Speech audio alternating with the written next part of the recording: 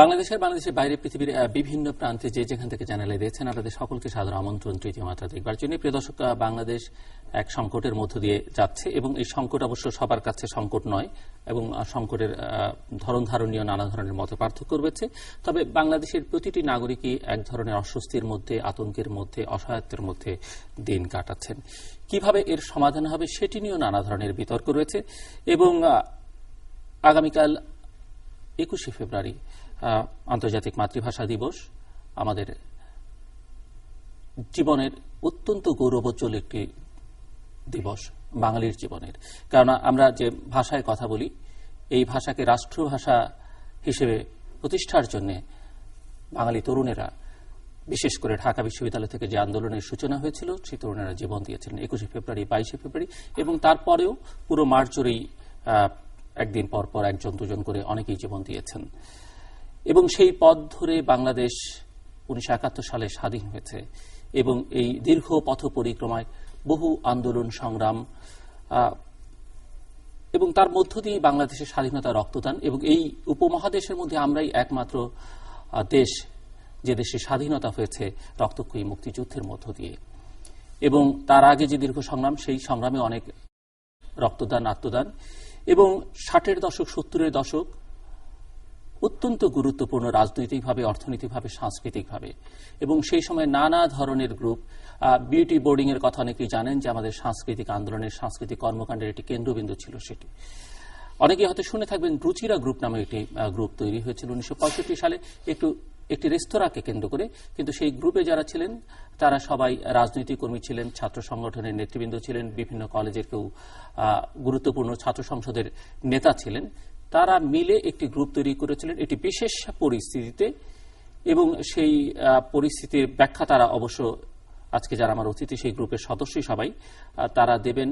এবং আমাদের 6 দফার আন্দোলন থেকে বিভিন্ন আন্দোলন সেই গ্রুপ অত্যন্ত গুরুত্বপূর্ণ ভূমিকা পালন করেছে, বিশেষ করে ঢাকা মহানগরীর রাজনীতিকে নিয়ন্ত্রণ করবার জন্য, স্বাধীনতার পক্ষে রাখবার জন্য, স্বাধীনতার পক্ষে নিয়ে যাবার জন্য তাদের ভূমিকা অত্যন্ত গুরুত্বপূর্ণ।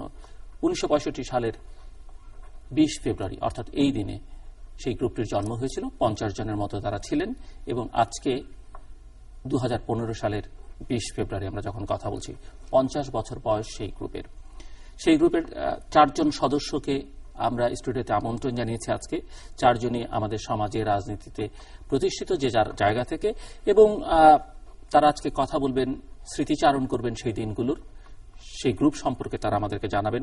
তারা কথা বলবেন বাংলাদেশের যে বর্তমান সংকট, সেই সংকটকে তারা কিভাবে দেখছেন, এই সংকটের উৎস কোথায়, সংকট থেকে পরিত্রাণের উপায় কি এবং এখানে 21-এর চেতনা, আগামীকাল মহান 21শে ফেব্রুয়ারি আমাদের মুক্তিযুদ্ধের চেতনা, এগুলোকে আসলে বাঙালি কিভাবে ধারণ করছে, কিভাবে ব্যাখ্যা বিশ্লেষণ করছে, বিশেষ করে আমাদের রাজনৈতিক নেতা নেত্রীরা। আর কথা না বাড়ে আমি শুনবো তাদের কথা, সেই গৌরবোজ্জ্বল দিনগুলোতে যারা অত্যন্ত গুরুত্বপূর্ণ ভূমিকা পালন করেছেন তাদের কথা। চলুন পরিচিত হই। আজকে আমার সঙ্গে যারা স্টুডিওতে রয়েছেন, আমার বায়ে বসা আছেন হুমায়ুন কবির শেলী, সেই সময়কার বাংলাদেশ ছাত্রলীগের একজন অত্যন্ত গুরুত্বপূর্ণ নেতা। তারপরে রয়েছেন মিস্টার নুরুল মজিদ মাহমুদ হুমায়ুন, বর্তমানে জাতীয় সংসদ সদস্য এবং বাংলাদেশ আওয়ামী লীগ কেন্দ্রীয় কমিটির একজন সদস্য এবং প্রবাসী কল্যাণ মন্ত্রণালয় সংক্রান্ত সংসদীয় স্থায়ী কমিটির সভাপতি। তিনি একসময় বাংলাদেশ যুবলীগের চেয়ারম্যান ছিলেন। আমার ডানে রয়েছেন কেএম সাইফুদ্দিন আহমেদ, বাংলাদেশ সুপ্রিম কোর্টের একজন সিনিয়র আইনজীবী এবং বাংলাদেশ সুপ্রিম কোর্ট বার অ্যাসোসিয়েশনের প্রাক্তন সিনিয়র ভাইস প্রেসিডেন্ট। এবং তারপরে রয়েছেন অবসরপ্রাপ্ত ফ্লাইট লেফটেন্যান্ট এস এ সুলতান।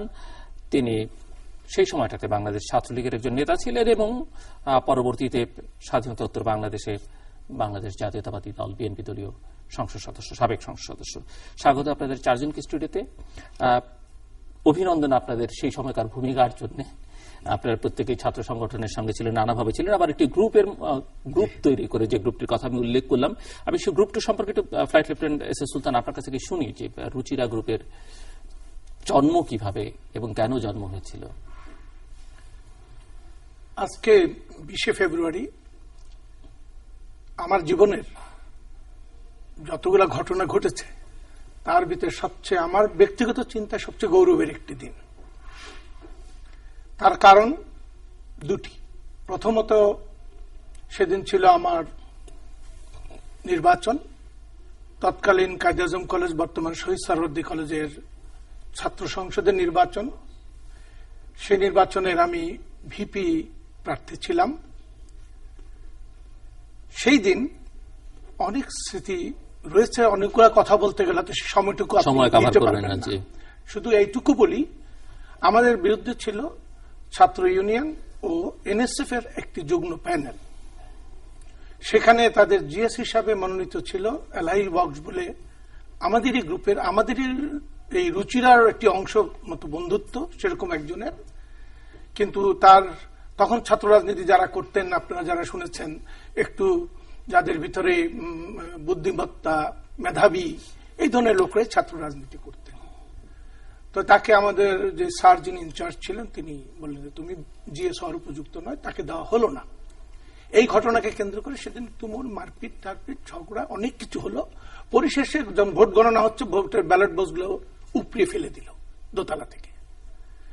পরিস্থিতি নিয়ন্ত্রণের জন্য পুলিশ চেষ্টা করলো। পুলিশকে কর্নেল আমিন, তখন mister east Pakistan, mister junior Pakistan, দুই হাতে দুই পুলিশকে তুলে উপরে গেটের বাইরে ফেলে দিল। এই দৃশ্য দেখে আমার মনে হলো যে এখানে আমি ভিপি হই বা যাই বলি, এই কলেজ পরিচালনা করার শক্তি আমার নেই। সামরাদা প্রিন্সিপাল সাহেবের সাথে আলোচনা করলাম, একটা সমঝোতামূলক আলোচনা হলো। সেখানে শহীদুল্লাহ কালু বলে একজন এদের গ্রুপের নেতা ছিল, তাকে প্রস্তাব করলাম যে যদি এলাহিকে আমরা জিএস বানাই তাহলে কোনো সমঝোতা হতে পারে তোমাদের সাথে। তো সে ছিল বিনিময়ে তোমরা যারা আছো কায়েদ আজম বডি বিল্ডিং অ্যাসোসিয়েশনের 33-34 জন সব যোগ দিবা। সে কথা বলে সে বল ওকে যোগ দেব। রুচিরায় বসে 33 জন ছাত্রলীগে যোগদান করলো।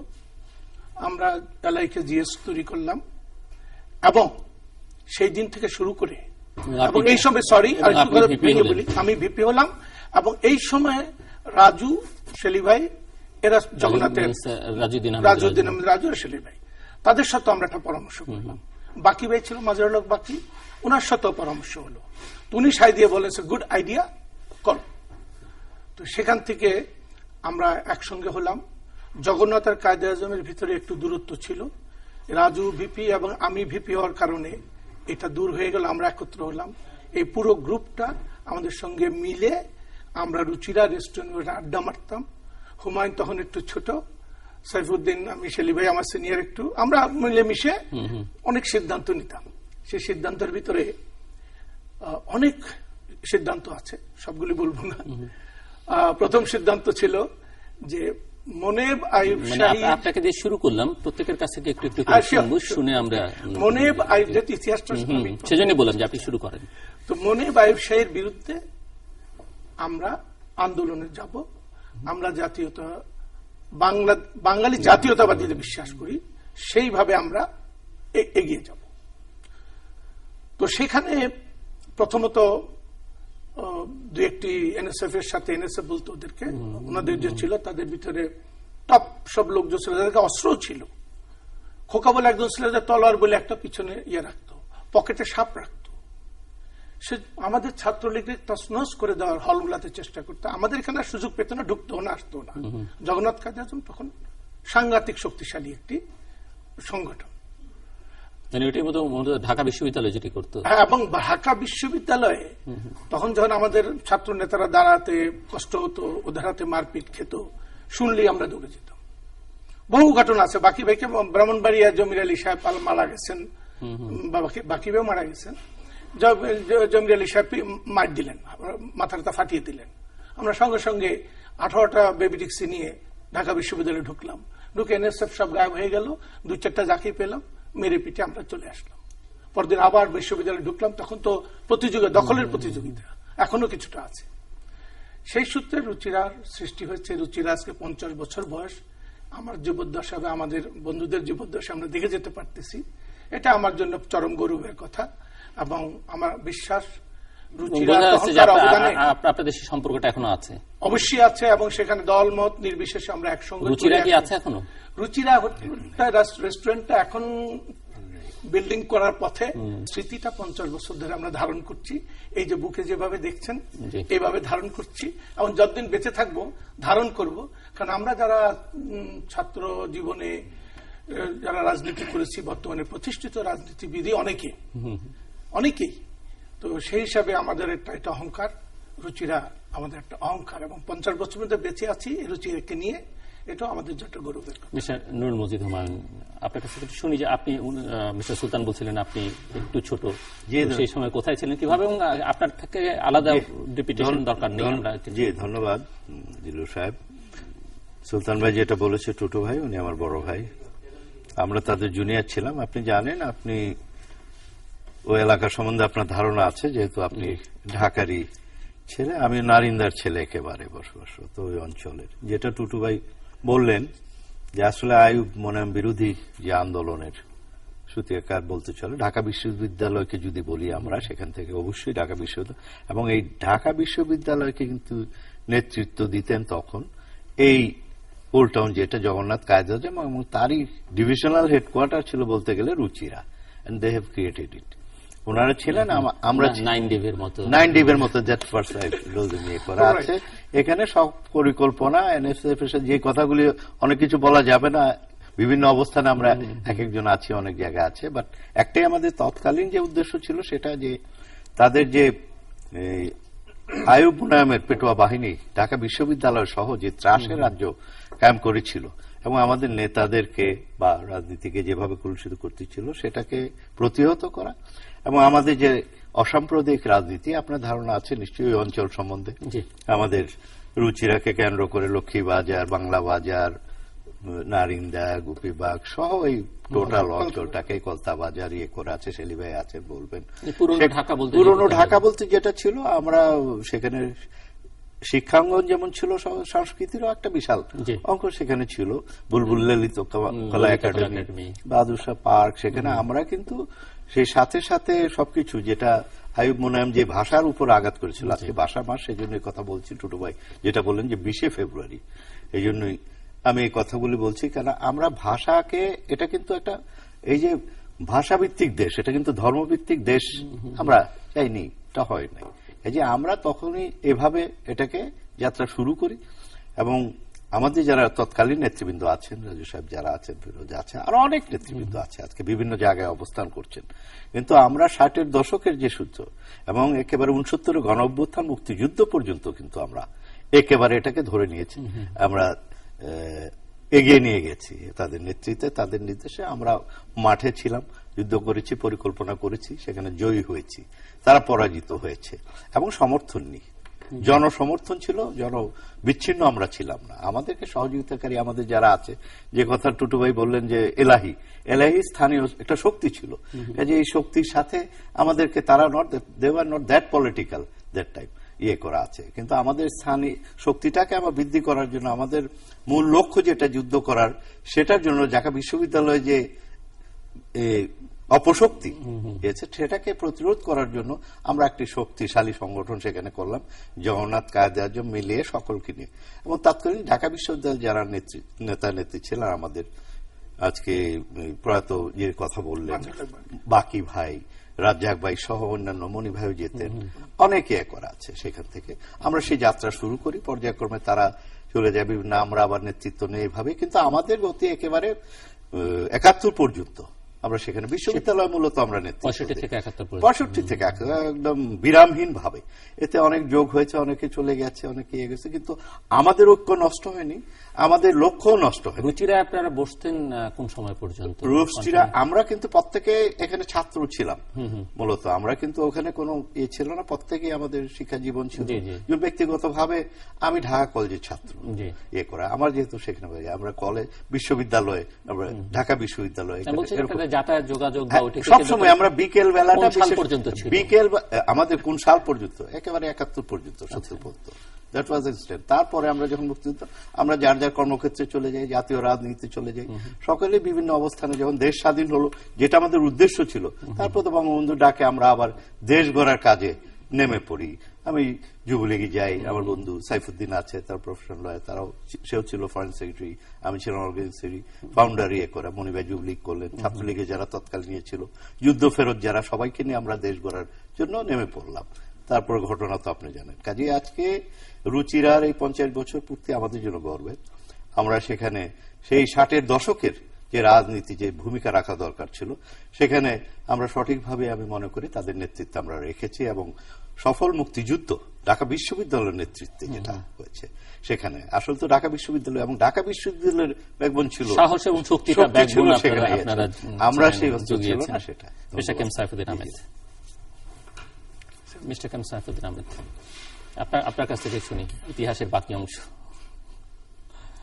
ইতিহাস তো আমার দুই ফ্রেন্ড বললেই, তারপর ইতিহাস বলতে গেলে আপনার স্মৃতি থেকে আমার স্মৃতি হলাম, আমি তখন জগন্নাথ কলেজে জেনারেল সেক্রেটারি ছিলাম, সংসদের না ছাত্র সংসদের। আমার ফ্রেন্ড কাজী ফিরোজ রশিদ ওয়াজ ভাইস প্রেসিডেন্ট। তখন তো 6 দফার আন্দোলন তুঙ্গে, সিরিয়াস, এটা ভাষাতে বোঝানো যাবে না। তখন মিটিং এ মিছিলে এই ওল্ড টাউন সয়লাভ হয়ে গেছে। ডিএসপি বাহাউদ্দিন ছিল, সবাই জানে, নামটা খেয়াল করে নাই। এরা মানে মোনায়েম খাঁর একদম পোষ্যপুত্র ছিল, এনএসএফের পক্ষে তারা হামলা করত। ইভেন যে এখন আমি নাম বলতে বাধ্য, এম কে আনোয়ার ঢাকার ডিপটি কমিশনার ছিল, সে আমার বুকে পিস্তল ধরছিল 6 দফার যে 7ই জুন। এবং কলেজে খবর হয়ে গেল, উনি নিজেই ছিলেন, হ্যাঁ উনি ঢাকার ডিসি ছিল, জিপের তো নামছে ভিক্টোরিয়া পার্কের সামনে। তখন বিরাট, তখন ফিরোজ দৌড়ে গিয়ে কলেজে খবর দিয়েছে সাইফুদ্দিন মেরে ফেলছে। তারপরে এই মোহাম্মদ জওয়ানগঞ্জের ক্যান্টিন চালাইতো, আমরা নাম ভুলে গেছি, জিজ্ঞেস করেন। সে অনেক কিছু স্যাক্রিফাইস আছে দেশের জন্য। এবং সে চিংড়ি মাছ যাতে ইন্ডাস্ট্রি এই দেশে এই মধ্যে চালু করছে। তারপরে সে, হ্যাঁ, তারপরে বঙ্গবন্ধু নেতৃত্বে 6 দফা যখন হলো, আমরা প্রথম একটা দাওয়াতে গেলাম আইয়ুব খানের। আইয়ুব খান ঠিক হোটেল সেজান, সবুর খান, আইয়ুব খান, অনেক লোক। হোটেল এই যে আপনার জলকণ্ঠের মালিকের দুলাভাই এসএমএ কাদের, হি ওয়াজ পিএস টু সবুর খান। তা আমাদের বললো এ সেডিশাস হায়, মানে তুমি এগুলি করো না তোমরা। আমার আর ফিরোজে বুঝাইলো, তুমি লোক ব্যারিস্টার বান যাওগা। তো আমি বললাম I am student of intermediate, how can I do? বললে লড়কা বহুত বাতচিত করতা। তো এইসব কথাবার্তার পর আমরা যখন চলে আসলাম, চলে আসার পর আমাদেরকে অ্যারেস্ট করে ফেলল। কিন্তু তাতে তো আন্দোলন থেমে যায় নাই। তারপরে ধরেন স্বাধিকার আন্দোলন, এবং আবার বন্ধু সবাই বলছে, আরো শুনবেন আপনি, ইউনিভার্সিটি কিছুই করতে পারতো না এট দ্যাট টাইম, যতক্ষণ না জগন্নাথ কলেজ আর কার্জন কলেজ থেকে ম্যান পাওয়ার সাপ্লাই না হতো।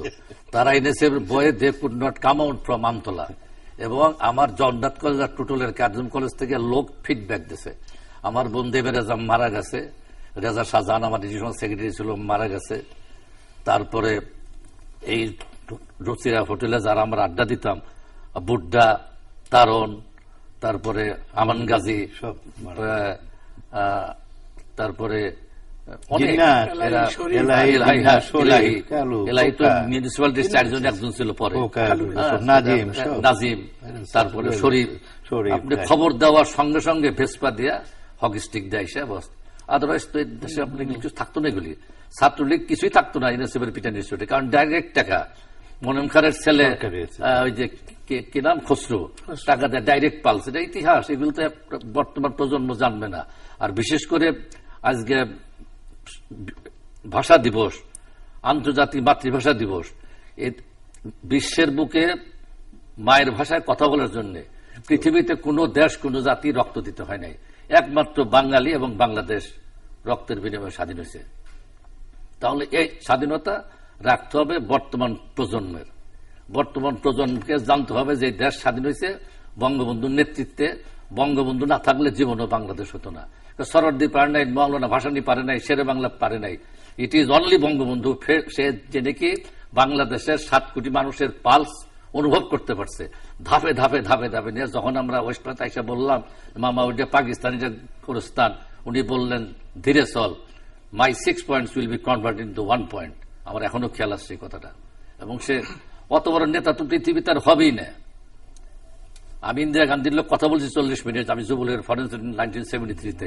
ইন্দিরা গান্ধী বলছে যে বিশ্বের হ্যাভ নটস এর একমাত্র নেতা হইলাম তোমার father of the nation, Bangabandhu. You surround him. আমার এখনো মনে আছে। আপনি পৃথিবীতে বাঙালি জাতির পরিচয় করে একমাত্র বঙ্গবন্ধু। মিস্টার হুমায়ুন কবির শিল্পী, জগন্নাথ কলেজ, আমরা জগন্নাথ কলেজ পড়ি, আমরা সিনিয়র ছিলাম। আমরা জগন্নাথ কলেজ অনেক আন্দোলন, বহু আন্দোলন, মানে জগন্নাথ কলেজ। সুতরাং এনএসএফ এই জগন্নাথ কলেজ দখল করতে, জগন্নাথ কলেজে ওদের এনএসএফ তৈরি করতে Form করা। অনেক চেষ্টা করছেন, কিন্তু পারেন নাই। কিন্তু আমাদের তো we are political minded student. ওখানে যারাই ছিল তখন সবাই ছাত্রলীগ প্যানেল জিততো, পুরোটাই জিততো, হয়তো দু একটা ওদের জিততো। কিন্তু আমরা যখন দেখলাম যে প্রতিটা মুহূর্তে ইলেকশনের সময় এনএসরা প্রায়শা অত্যাচার করে, তখন we sit together in Ruchira restaurant and have talked to protect everything against পাসপত্র খোকা এনএসএফ এদের। তখন আমরা ওখানে বসি, কথা বলি, এবং we made a group including Khasru Montu ছিল আমাদের সাথে শেষ সময়। মোস্তফা মসিম মন্টু। ওরাও এসে আমাদের সাথে সহযোগিতা করত।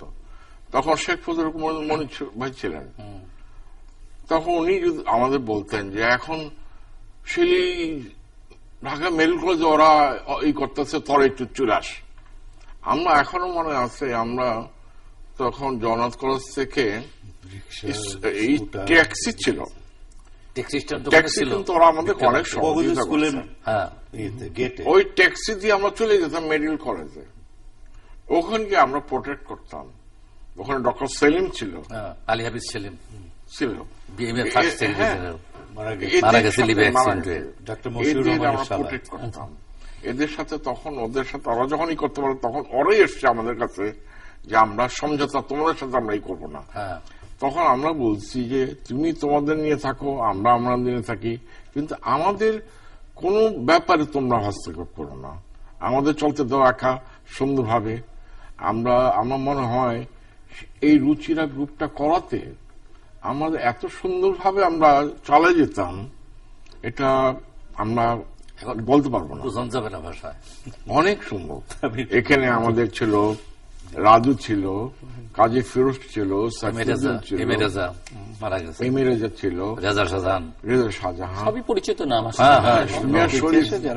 এরা ছিল, সবাই সুন্দরভাবে আমরা মেনটেন করছে।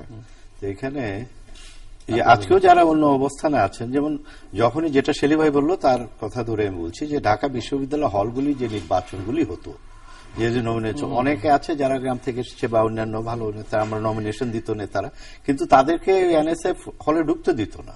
এরকম অবস্থা ছিল যে আমরা ভোট চাপে ক্যাম্পেইন করার জন্য কোনো স্কোপ তাদের ছিল না। তাৎক্ষণিকভাবে আমার মনে আছে আজকে অনেক বড় নেতা, তিনি আমাদের প্রতিপক্ষ দলের এই যে খন্দকার মোশাররফ, তাকে মহসিন হলে বোধহয় ভিপি পদে, ঠিক আছে, তখন ছাত্রলীগের নমিনি ছিল, জমির আলীরা তাকে ঢুকতে দেবে না, মাইট দিল না, মাইরও দিছি করা আছে। আমরা রুচিয়াতে বসেই থাকতাম, একেবারে কন্ট্রোল রুম, যেমন আনোয়ার হোসেন মঞ্জু যখন সে হয়, তার ভিপি ক্যান্ডিডেট, জিএস ক্যান্ডিডেট চলে, সব এগুলি ওখান থেকে পরিচালনা হতো তাদের। আর সবচেয়ে বড় কথা হলো যে আজকে এই রাজনীতিতে যারা আছেন, আপনি তো সবাইকে জেনেন যে আজকে জাতীয় নেতা, তাদের কথা তো বলে চলে না, করা আছে, কিন্তু যে পর্যায়ে শুরু, যেখান থেকে আমরা করেছি, সেখানে অনেকের অবদান আছে। এখানে প্রগতিশীল আন্দোলন, আপনার অসাম্প্রদায়িক আন্দোলন, পাশাপাশি এই যে যেটা বলেন মুক্তিযুদ্ধের চেতনা, 21-এর চেতনা থেকে এটা জন্ম, যে সেটাকে কিন্তু ধারক বাহক বলতে গেলে আমরা এটাকে প্রটেক্ট করেছি তৎকালীন রুচিরা। এটা শুধু রেস্টুরেন্ট না, যেটা বললেন বিউটি বোর্ডিং সহ, সেখানে ইতিহাস, we are part of history. আজকে সেখানে এখন আবার কথা উঠছে মানে যে এই ইতিহাসগুলো সংরক্ষণের একটা উদ্যোগ নেওয়া দরকার, যেমন বিউটি বোর্ডিং এ এগুলিকে আমি এই কথাই যাচ্ছি, আপনারা কিছু সাহেবের এই কথাতেই যাচ্ছি যে আজকে আগামী প্রজন্ম, কেন এখন তো রাজনীতির ধারা পরিবর্তন হয়ে গেছে নানা রকম, কিন্তু আমাদের মধ্যে এত কিছুর পরেও কিন্তু এনএসএফ এর সাথে কিন্তু আমাদের খুব খারাপ সম্পর্ক ছিল না, দেখা হলে কিন্তু আমরা বন্ধু ছিলাম। এ পাঁচপাত্তু বলেন, গোকা ছিলেন দিনের বেলা বা ইয়েতে বা ইয়েতে আমাদের সাথে, এবং প্রত্যেকে এখানে যারা ছিল অন্য ইয়ে ছিল, আমরা প্লেয়ার ছিলাম, আমরা খেলাধুলা করতাম, এক্সারসাইজ করতাম, কোন রকম এই ছেলেদের মধ্যে এভরিবডি ওয়াজ স্টুডেন্ট। আমরা আজকের যে রাজনীতি সম্বন্ধে নানা রকম কথা আলোচনা হয়, এগুলি কিন্তু আমাদের ভিতরে ছিল না। আমাদের কিন্তু পাড়ার লোকরা আমরা যে সাপোর্ট পেয়েছি তখন সবার কাছ থেকে, আমাদেরকে শ্রদ্ধা করতো, আমরা ছোট হলো আমাদেরকে সম্মান করতো, আমাদের এলাকার করা আছে, সেখানে যারা আছে রিক্সাওয়ালা থেকে শুরু করে প্রত্যেকের কিন্তু একটা ছিল আমাদের প্রতি, ছাত্র নেতাদের প্রতি প্রত্যেকে করা, যেটা 70 পর্যন্ত 71 পর্যন্ত তারপরের কারণ আমি বলতে চাই না, সামরিক শাসন, ভিন্ন কারণ অনেক কিছু আছে, এই ব্যাখ্যা আমি যেতে চাই না। আর আজকে না বললেই নয় প্রাসঙ্গিক যে আজকের যিনি মাননীয় প্রধানমন্ত্রী, তিনিও কিন্তু এরই অংশ, এই রাজপথে এই রাজনীতির একজন অংশ, তৎকালীন 60-এর দল। She was elected vice president of হ্যাঁ, Indian Women's College. উনি কিন্তু তখন ইডেনে, এবং তখন ইডেনে? আমাদের বদরুন্নেসা ছিল, প্লাস তৎকালীন যারা নেতা ছিলেন প্রত্যেকেই নারা, সবাই আমরা তার নির্বাচনে 66 তো ইয়ে করা আছে, 66 ইয়ে করা আছে সেখানে, উনি ইয়ে করা আছেন সেখানে। আমাদের কাজী আরিফ প্রয়াত ওনারা ছিলেন, অনেক নেতা, অনেক ঢাকা সিটি ছাত্রলীগের সভাপতি ছিল, আমি কমিটির সদস্য ছিলাম, ইয়ে করেছিলাম, সেলিবাড়ি ছিল, শহর তখন ঢাকা শহর কমিটি ছিল, এলাহি ছিল সেক্রেটারি আমাদের কমিটি, সেই কি জানি এটা ঠাটাই বাজারে যে কমিউনিটি ইয়েটা ছিল, না ওখানে একটা ইয়ে ছিল, মাহবুব ইনস্টিটিউট, এটা ইতিহাসের অংশ, ওই জায়গায় তো মিটিং হতো। হ্যাঁ, সেটাই যে আজকে যে কথা বললেন জিল্লুর সাহেব, এগুলি সংরক্ষণ করার মতো ইতিহাস তো ইয়ে করা আছে, আপনি সারা বাংলাদেশ সম্বন্ধে জানেন। এগুলিকে যদি না তাহলে আজকের প্রজন্ম, আগামী প্রজন্ম, আপনাদের দিক থেকে কোনো উদ্যোগ আছে কিনা, আমরা কিন্তু ভাবে রুচিরা এই ইতিহাসটা সংরক্ষণ করবার জন্য আপনাদের কোনো উদ্যোগ আছে কিনা? এই রুচিরার ইতিহাসটা সংরক্ষণ আমরা যেভাবে করা উচিত ছিল, আপনারা নিজেরা প্রতি বছর সেটি আমরা করতে পারি, যেটা বলছি করলাম কিছুদিন আগে, আমাদের এখন না, গত শুরু করলো হানিফ কত সালে, 80 সালের পর থেকে আমরা মোরলেস প্রতি বছর, বিগত স্পেশালি গত 10 বছর আমরা এই 20 ফেব্রুয়ারি বা 19 ফেব্রুয়ারি যে কোনো তারিখ বুঝে আমরা সকল বন্ধু বান্ধবরা যে অবস্থা আমরা একত্রিত হতাম, ম্যাক্সিমাম ঢাকা ক্লাবে হতো বা এর বাইরে রমনা রেস্টুরেন্টে হতো, আমরা একত্রিত হতাম। কিন্তু আপনি যে কথাটি বলছেন সংরক্ষণ, উচিত ছিল আমাদের আরো আগে শুরু করা, but it's not too late. আমরা এখনো শুরু করতে পারি। কালকেও আমি এই ব্যাপারে কখনো কোনো লেখাজোখা করিনি, বা লেখাজোখার লেখা করা একটা বইয়ের মতো করা, আমি আশা আমি একটু উদাহরণ বলি, আপনারা উদ্যোগ নিয়ে এখন হয়তো সেখানে যেখানে রুচিরা আপনি বসতেন সেখানে সেরকম রুচিরা করা সম্ভব না, বাট আপনারা সবাই রুচিরা নামে রেস্টুরেন্টই করতে পারবেন, আড্ডা মারার জন্য সবাই সেখানে পার্টনার থাকবেন। সেজন্য কিন্তু আমি বলি, আমি নিজে এইবার যখন উদ্যোগটা নেই 50 বছর হওয়াতে আমাদের মনে একটা আলাদা উদ্দীপনা আসলো যে 50 বছর যাবত আমরা একটা সংগঠনের সাথে ছিলাম, আমরা আল্লাহর রহমতে এখনো আল্লাহ বাঁচিয়ে রেখেছে, অনেকে তো চলে গেছে, তো এটা একটু গর্জিয়াস হইতে করি। কিন্তু দুর্ভাগ্য হলো দেশের বর্তমান পরিস্থিতি কেন্দ্র করে সেলিবাই হলো আমার নেতা, তো ওনার পরামর্শতে বললাম যে থাক, এবছর পরে দেখা যাবে। তবুও আপনার চ্যানেলের কাছে আমরা কৃতজ্ঞ যে আপনি একটা সুযোগ দিয়েছেন কথা বলার জন্য, দেশবাসী শুনবে যে রুচিরা বলে একটা সংগঠন ছিল। এবং আগামীকাল আমাদের সময় এই পত্রিকা আমি নিজেও একটা আর্টিকেল লিখেছি, এবং আমি নিজেরও একটা আত্মজীবনীর মতো লেখা শুরু করেছি, সেখানে রুচিরার একটা বড় পার্ট থাকবে। কারণ আমার জীবনের যতটুকু অর্জন, এই অর্জনের নেপথ্যে আমাদের এই সকল বন্ধু বান্ধবদের অনেক কন্ট্রিবিউশন আছে টু ইচ আদার। এটা কিন্তু শুধু আমার জন্য রয়েছে তা না, আমাদেরও কন্ট্রিবিউশন অন্যের জন্য। তৎকালীন রাজনীতির একটা পটভূমি আমার মনে হয় আমরা গত মাসে নাকি গত মাসে আগের মাসে বিউটি বোর্ডিং একটা অনুষ্ঠান করেছি। এটা দ্যাটস এ আমার মনে হয় অনেক গ্যাদারিং মন্টু ছিল, সবাই ছিলাম আমরা। তৎকালীন 60-এর দশকের সবাই ছিল প্রগ্রেসিভ, ছাত্র ইউনিয়ন, ছাত্র ইয়ে থেকে শুরু করে ওরা এনজয় করছে সেই আমাদের আগে বিগ গ্যাদারিং। আগে বিউটি বোর্ডিং আমরা যে বসতাম, উই রেসপেক্ট এল্ডার্স। জিল্লু সাহেবকে আমরা দাওয়াত দেব নেক্সট ইয়ার। হ্যাঁ, he is also part of আগামীতে তারাই তো ধরে রাখতে হবে। আপনাদের সেই সব অভিজ্ঞতা যেই যেই ক্রিয়াকর্ম বাংলাদেশকে স্বাধীন করলো, এবং তারপরে অনেক চড়াই উত্তরের মধ্যে দিয়ে বাংলাদেশ 43টি বছর পার করলো, কিন্তু বহুবার এখানে গণতন্ত্র হোঁচট খেয়েছে, আবার ঘুরে দাঁড়াবার চেষ্টা করেছে, এবং আজকেও বাংলাদেশ এক গভীর সংকটের মধ্য দিয়ে যাচ্ছে। এটি নিয়ে অবশ্য অনেকেই বিতর্ক করেন যে এই সংকটই এর চেয়ে বড় সংকট বাংলাদেশ, স্বাধীন বাংলাদেশই পার করেছে। সেটি নিয়ে বিতর্ক করা যেতে পারে, কিন্তু প্রতিটি মানুষই কিন্তু এখন ঘর থেকে বেরোতে এক ধরনের অনিশ্চয়তার মধ্যে। বোধহয় পাকিস্তান আমলেও এটি ছিল না যখন আপনারা সংগ্রাম করেছেন। সাধারণ মানুষ বিশেষ করে ঘর থেকে বেরোবে, স্বাভাবিকভাবে ফিরে আসতে পারবে না। যুদ্ধকালীন সময়ের কথা বলছি, আমি তার আগের সময়ের কথা বলছি। অর্থনীতি বিপর্যস্ত, শিক্ষা প্রতিষ্ঠানগুলো প্রায় সবই বন্ধ, এসএসসি পরীক্ষা চলছে কোনোভাবে ঢিলে ঢালাভাবে। তো এই যে অবস্থাটা তৈরি হলো, মানে এই সংকটটিকে আপনারা কিভাবে দেখেন আপনাদের অভিজ্ঞতার আলোকে, এবং এই সংকটের উৎস কি, সংকট থেকে পরিত্রাণের উপায় কি, কে কিভাবে মনে করেন? আমি একটু শুনতে চাই, কে শুরু করবেন? এখানে যে এই আমি ঘটনাটা, আপনাদের প্রত্যেকের জন্য 3 মিনিট করে এই আলোচনা, এই ঘটনাটা হলো কি, এই যে সংকটটা তৈরি করছে কে আমি জানি না, এটা আপনারা জানেন কে করছেন, কিন্তু সংকট তো এই ধরনের হওয়ার কথা না। আমাদের সংকট বহু গেছে, আমরা তো এই ধরনের মানুষ, এটা ক্ষমতার জন্য সংকট, এটা অন্য কিছু সংকট না। কিন্তু এখন ক্ষমতা দিয়ে যদি আপনি মানুষ মেরে, পেট্রোল বোমা মেরে, এটা তো কোনোদিন আমাদের জীবনে দেখিনি। আমরা আগে মারামারি করছি, হকি স্টিক, অমুক স্টিক, হরতাল, এটা একটা গণতন্ত্রের অঙ্গ। সেখানে আমরা পেট্রোল বোমা, বাসে, রিক্সায় এখানে মারতেছে, কারা মারা যাচ্ছে? যত নিরহ লোকরা মারা যাচ্ছে। যারা লিডার তারা কিন্তু কেউ নাই রাজপথে, তারা বাসে আছেন, ভালো আছেন, কিন্তু এই সংকট নিরসন করার জন্য কেউ দাঁড়ান না। কিন্তু সংকট তো নিরসন হবেই, কিন্তু এটা হলো ক্ষমতার জন্য সংকট, এটা অন্য কিছু না। সেটির মানে এখান থেকে পরিত্রাণ পাওয়ার উপায় কি? একটা মাত্র উপায়, যে আমি বলবো যে এটা খালেদা জিয়া, বেগম খালেদা জিয়া, সে বুঝতে হবে যে নিরহ লোকরা মারা যাচ্ছেন। উনি তো দায় নিচ্ছেন না, উনি তো বলছেন না। এইটা যদি না নেন তো কে নিবেন? দেশবাসী সবাই নিতে হবে, সবাই, প্রত্যেকটা লোক এটা প্রচেষ্টা করতে হবে, এছাড়া নাই। কিভাবে করতে? উনি যদি চুপ করে বসে থাকেন, 40 দিন 50 দিন হয়ে যাচ্ছে, লোক প্রতিদিন মারা যাচ্ছে, বলেন এটা সমাধান তো করতে হবে।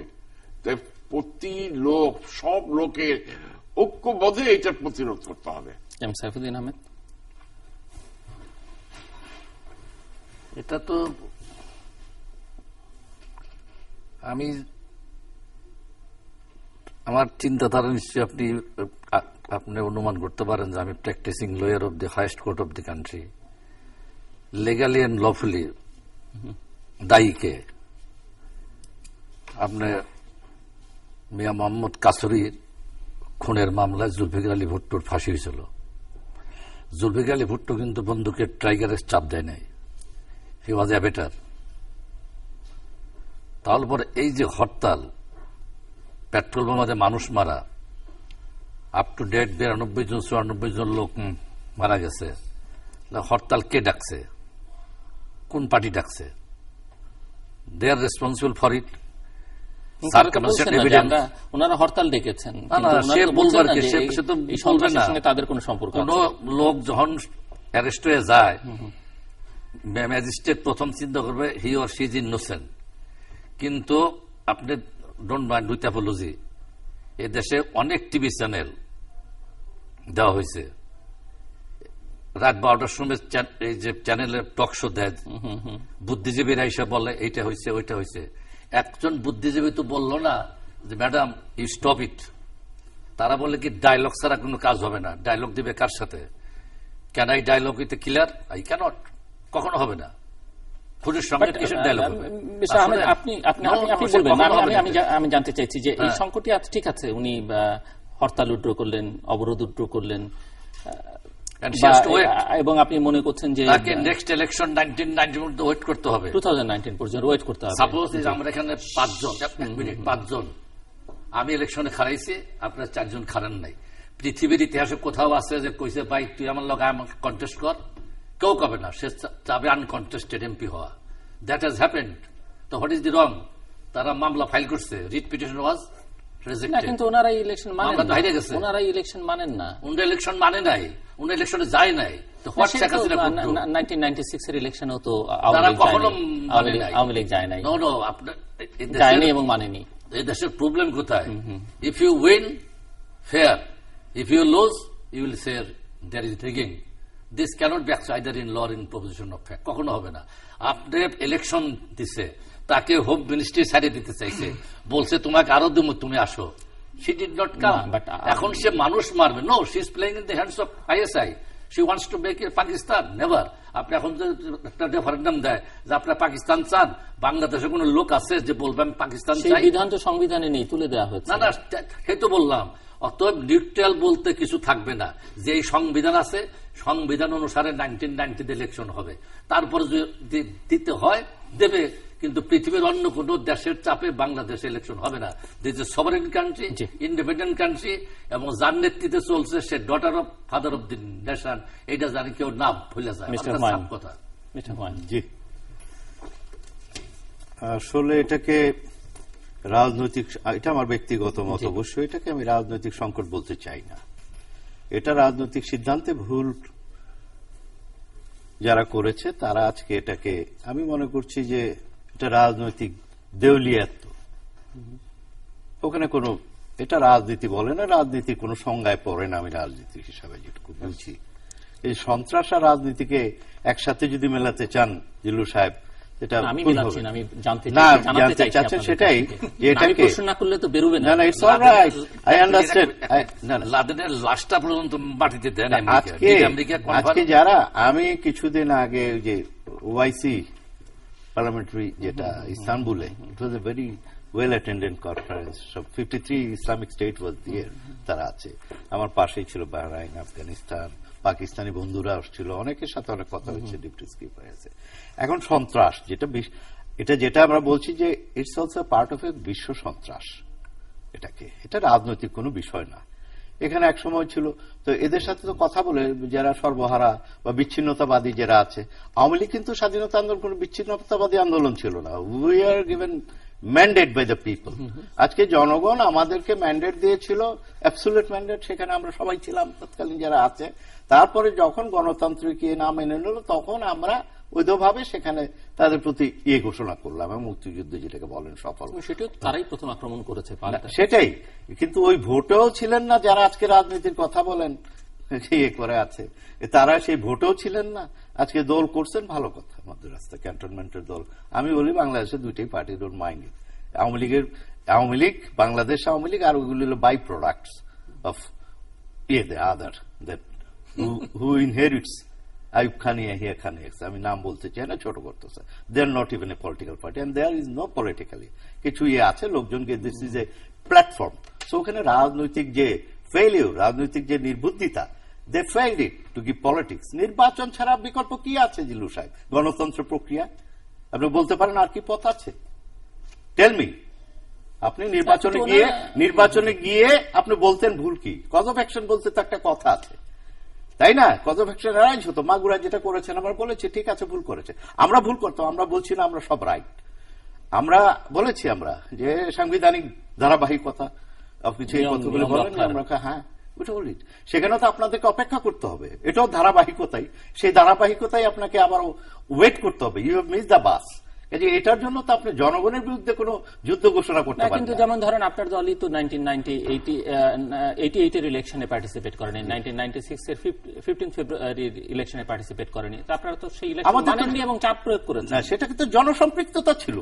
পিপল, হোয়াই ইজ পিপল নাও? আজকে তো জনগণ নাই, আজকে আতঙ্ক আছে। আপনি যেটা বলছেন, দ্বিতীয়ত হচ্ছে যে আপনারা যখন বলেছেন যে নিয়ম রক্ষা নির্বাচন, একাদশ নির্বাচনে আলোচনা হতে পারে, আপনারা যদি ডেমোক্রেটিক আলোচনা হবে, কেন আলোচনা একটা উদ্যোগ গ্রহণ করলেন না? তাহলে দেখা যেত উদ্যোগ আমরা গ্রহণ করবো, রানিং ফাইন। এক বছরে আমাদের যে ধারাবাহিকতা আছে সেখানে তো আছেই, কনস্টিটিউশনালি ইজ দেয়ার। আপনার 3 বছর যাক, ইজ টু আর্লি। আন্দোলনের, আওয়ামী লীগ আন্দোলনের দল আমরা জানি, এটা কিন্তু ইজ টু আর্লি মিস্টার কাজে, সেখানে এটা অ্যাবর্শন হয়ে যাবে। 10 মাসের বাচ্চা 3 মাসও হয় না, এটা মনে রাখেন।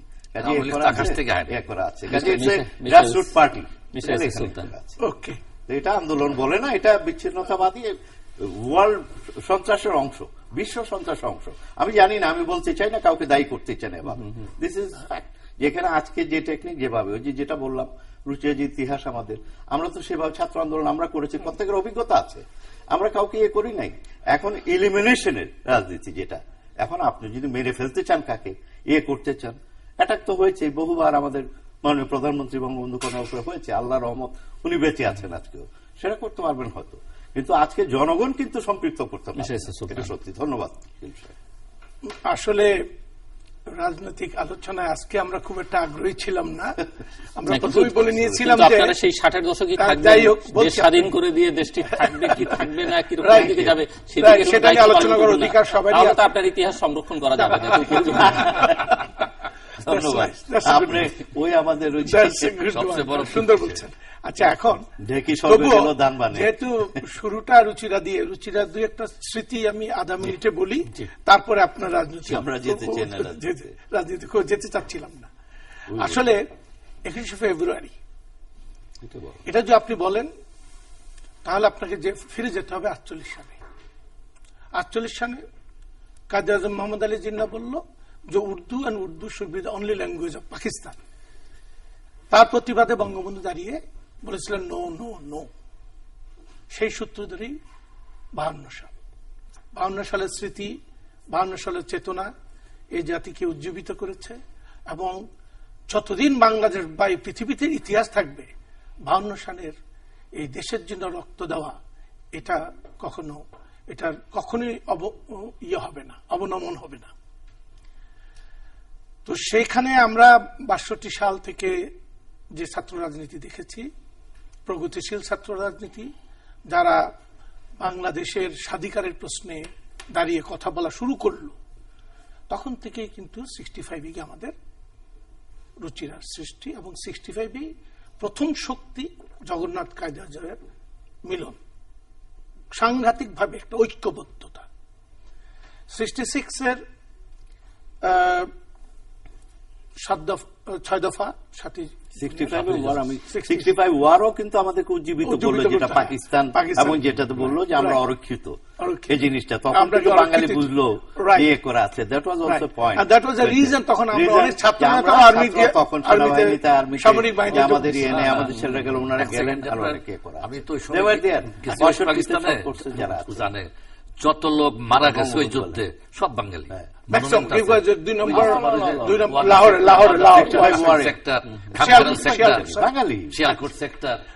যেটা বলছিলাম আপনাকে, আসলে এই রুচিরা গ্রুপের সেই স্মৃতির সঙ্গে আরো দুইটা স্মৃতি আমি যোগ দিতে চাই। একটা ছিল 66-এ বর্তমান প্রধানমন্ত্রী ভিপি ইলেকশন, বদরুদ্দিন কলেজ, যেটা বললাম, তখন আমরা খবর পেলাম যে এফসু এনএসএফ এর ছেলেরা ওখানে খুব ছাত্র ইউনিয়ন ডিস্টারবেন্স ক্রিয়েট করতেছে।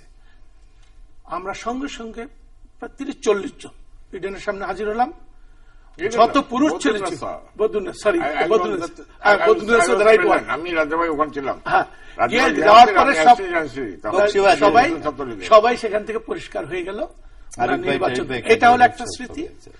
আর 66-এর 21শে ফেব্রুয়ারি, যেটা আগামী কাল 21শে ফেব্রুয়ারি, সেই স্মৃতির প্রতি শ্রদ্ধা রেখে বলবো, তখন একটা ব্যতিক্রম ধর্মী অনুষ্ঠান আমরা করেছিলাম।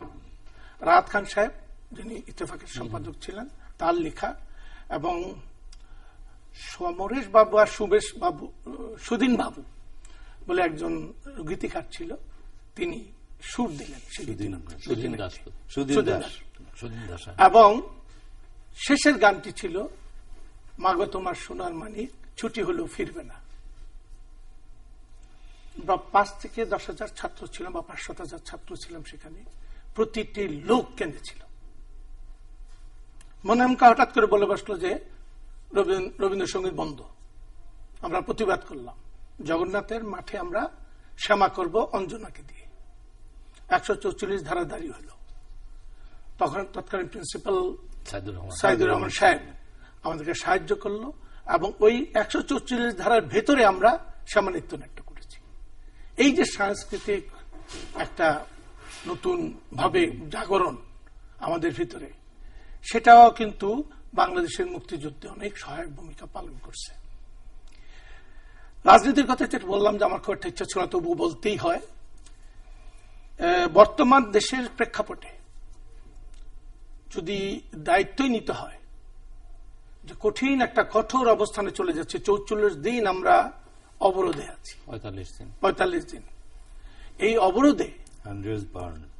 অবরোধে যে মানুষগুলা মৃত্যুবরণ করেছে তারা কারা? খুবই সাধারণ মানুষ। তারা কিন্তু কেউ নেতা নয়। কারো বাচ্চা ঝলসে গেছে, কারো বাচ্চার মৃত্যুবরণ হয়েছে, সে মায়ের কষ্ট সে বুঝবে।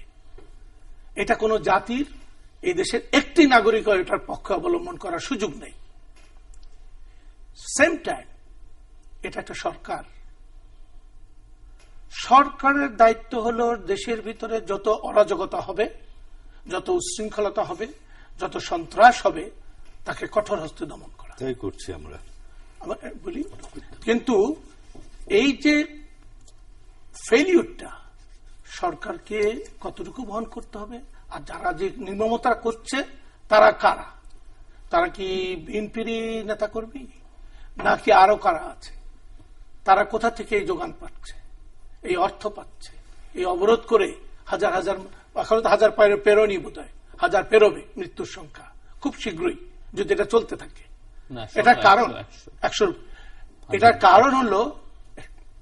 কারণ হলো আমার দৃষ্টিতে বাংলাদেশ একটি উদীয়মান দেশ, অপার সম্পদ বা সম্ভাবনা রয়েছে দেশের।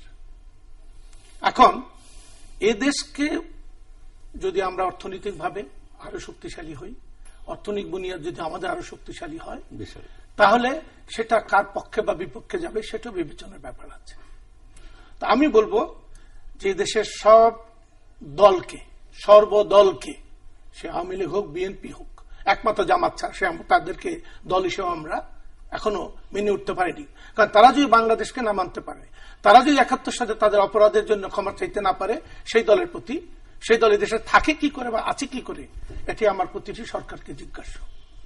যাই হোক, আমার দৃষ্টিতে সরকারকে সঠিক এবং এমন সঠিক যেটা সাপও মরে লাঠিও না ভাঙে, দেশটাকে তো বাঁচাতে হবে আগে। আর বিরোধী দলের প্রতি থাকবে এই অবরোধ হরতাল দিয়ে কিছুই করতে পারবে না, বরং দেশ ধ্বংস হবে। তো তারা যদি দেশের ধ্বংসের রাজনীতি করে আর সরকার যদি সেটাকে নিয়ন্ত্রণ করতে না পারে, তাহলে আমি বলবো ইকুয়ালি বোতার দুজনেই অন্যায় কাজ করছে। বাট বাকি তিনজন বলেছেন যে তারা ট্রেন মিস করেছেন বা বাস মিস করেছেন, 2019 পর্যন্ত অপেক্ষা করতে হবে।